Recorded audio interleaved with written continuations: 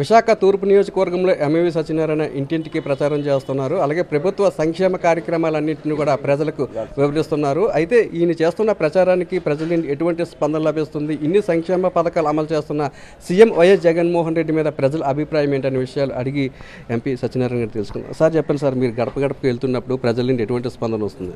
అద్భుతమైన స్పందన వస్తూ ఉంది. ఈరోజు ప్రజలందరూ కూడా జేజేలు పలుకుతూ ఉన్నారు జగన్మోహన్ రెడ్డి గారికి. ఎందుకంటే గత ప్రభుత్వాల్లో స్వాతంత్రం వచ్చిన తర్వాత ఈ రోజు వరకు కూడా ఏ ప్రభుత్వంలో ఏ ముఖ్యమంత్రి కానీ ప్రధానమంత్రి కానీ ఇంత మంచి కార్యక్రమాలు అమలు చేయలేదు ఎప్పుడు కూడా. అది అందరూ చూస్తూ ఉన్నారు. ఈరోజు ప్రతి ఒక్కరికి కూడా చాలా సంతోషంగా సంక్షేమ పథకాలు అందిస్తూ ఉన్నారు.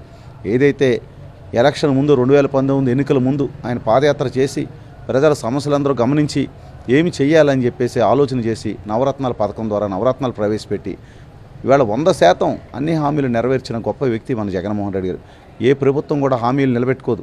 అదే 2014 ఎన్నికల ముందు చంద్రబాబు నాయుడు 600 పేజీలు మేనిఫెస్టో పెట్టి ఒక్కటి కూడా నెరవేర్చలేని వ్యక్తి చంద్రబాబు నాయుడు. మళ్ళీ ఇప్పుడు ఎన్నికలకు వచ్చి ఆ బాబు షూరిటీ గ్యారంటీ అని చెప్పి ఏదో స్కీమ్ పెట్టి 6 పథకాలు ఇస్తా ఉన్నాడు. 6 పథకాలు చింపేసి పక్కన పడేస్తున్నారు. ఎందుకంటే గతంలో అమలు చేయని వ్యక్తి నువ్వేం చేస్తావని చెప్పేసి ఏ ఒక్కరు కూడా నమ్మట్లేదు. ఇవాళ జగన్మోహన్ రెడ్డి గారు చేసిన పథకాల వల్ల ప్రతి ఒక్కరు కూడా చాలా సంతోషంగా ఉన్నారు, చాలా ఆనందంగా ఉన్నారు. అందరూ కూడా బెనిఫిట్స్ని తీసుకుంటూ ఉన్నారు.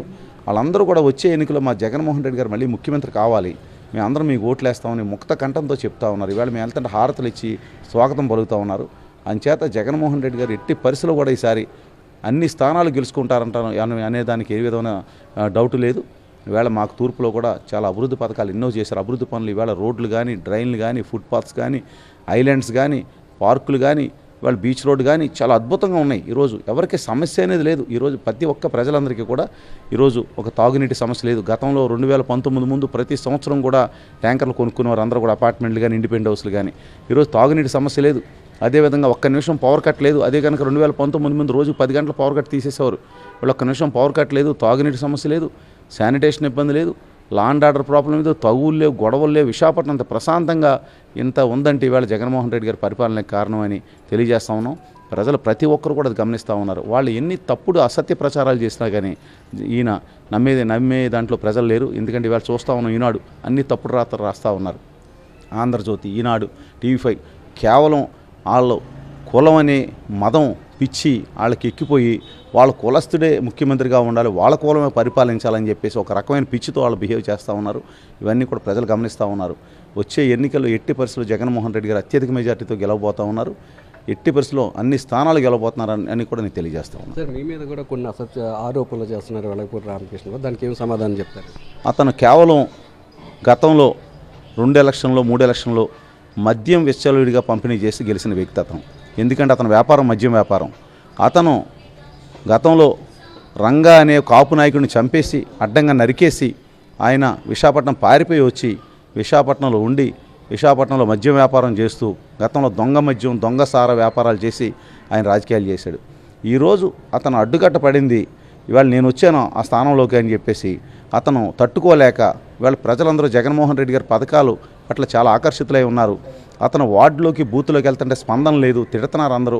గత 5 సంవత్సరాల నుంచి ఏమీ చేయలేదు, అంతకుముందు కూడా ఏమీ చేయలేదు. 5 సంవత్సరాలు అయితే కంప్లీట్ తిరగటం మానేసి మా ప్రభుత్వం లేదు, నేనేమీ చేయలేనని చెప్పేసి ఇంకా సిగ్గు లేకుండా చెప్తా ఉన్నాడని చెప్పి ప్రజలందరూ గమనించి వాళ్ళందరూ కూడా తిరస్కరిస్తూ ఉంటే తట్టుకోలేక ఏదో రకంగా మమ్మల్ని బ్యాడ్ చేయాలని చెప్పేసి ఈ రకమైన అసత్య ప్రచారాలన్నీ చేస్తా మా దగ్గర చీరలు ఉన్నాయి, లేకపోతే డబ్బు ఉంది, డబ్బు సంచులు ఉన్నాయని చెప్పేసి అతని మీద నా మీద అసత్య కంప్లైంట్ ఇవ్వడం జరిగింది. దాని మీద మా లీగల్ సెల్తో మాట్లాడి మేము డిఫర్మేషన్ సూట్ కూడా ఇదలుచుకున్నాం. ఎందుకంటే మా మీద తప్పుడు కంప్లైంట్ ఇచ్చాడు కాబట్టి మా పరువుకి నష్టం కలిగింది కాబట్టి దాని మీద కూడా మనం ఇవాళ డిఫర్మేషన్ సూట్ కూడా ఫైల్ చేయాలని అనుకుంటున్నాం. మా లీగల్ సెల్తో మాట్లాడి డెఫినెట్గా వచ్చే ఎన్నికలు అన్ని స్థానాలు కలవబోతా ఉన్నారు. తూర్పులో కూడా అత్యధిక మెజార్టీతో గెలవబోతా ఉన్నదని నేను తెలియజేస్తా ఉన్నాను. సార్, దీని మీద అధికారులు ఎంక్వైరీ చేసినట్టుంది సార్. ఇప్పటికీ మీ మీద చేసిన ఆరోపణలు అవి నిరాధారాలను కూడా తేల్చడం జరిగింది సార్. మీ దృష్టికి ఏమైనా వచ్చింది సార్ అది? అంటే నాకు అసలు వాళ్ళు వెళ్తున్నట్టు కూడా నాకు తెలియదు, వెళ్ళిన తర్వాత కూడా నాకు తెలియదు. నేను నిన్న టీవీలో అందరూ వాట్సాప్ గ్రూపుల్లో వస్తుంటే నేను చూశాను. నాకు అంటే అపార్ట్మెంట్ కట్టేసాం, కంప్లీట్ అయిపోయిన అపార్ట్మెంట్లో వాళ్ళకి ఎవరు మరి ఏ విధమైన ఇన్ఫర్మేషన్ ఇచ్చినా తెలియదు. వాళ్ళైతే డిపార్ట్మెంట్ అంతా వెళ్ళి అన్ని ఫ్లాట్లు 65 ఫ్లాట్లు ఇంకా ఆక్యుపేషన్ సిద్ధంగా ఉన్నాయి. అన్ని ఫ్లాట్లు అయితే చెక్ చేసుకున్నారు, తాళాలు తీశారు, వాటర్ ట్యాంకులు కింద సంపులు కూడా చూసుకున్నారంట. అయిన తర్వాత వాళ్ళకి ఏమీ ఆధారాలు కానీ ఇంకోటి కానీ అక్కడ ఏమీ యాక్టివిటీ జరిగిన ఆధారాలు కానీ ఏమీ లేవు అని చెప్పేసి వాళ్ళని టీవీలో మాట్లాడటం అయితే చూశాను.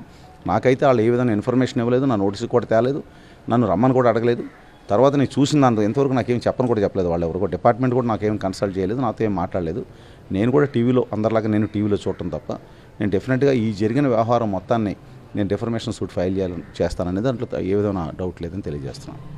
గడప గడపకి ప్రచారానికి వెళ్తున్న సందర్భంలో ప్రజల నుండి విశేషమైన స్పందన లభిస్తుందని, దేశంలో ఏ ముఖ్యమంత్రి చేయని సంక్షేమ అభివృద్ధి కార్యక్రమాలను సీఎం వైఎస్ జగన్మోహన్ రెడ్డి అమలు చేస్తున్నారని, ఓడిపోతామని తెలిసి వెలగపూడి రామకృష్ణబాబు తన మీద తప్పుడు ఆరోపణలు చేస్తున్నారని, తన మీద చేసిన తప్పుడు ఆరోపణలకు ఆయన మీద పరువు నష్టం దావా కూడా వేయడానికి తను సిద్ధమవుతున్నారని ఎంపీ ఎంవి సత్యనారాయణ చెప్తున్నారు. కెమెరామెన్ శంకర్తో నాయుడు, విశాఖపట్నం నుంచి.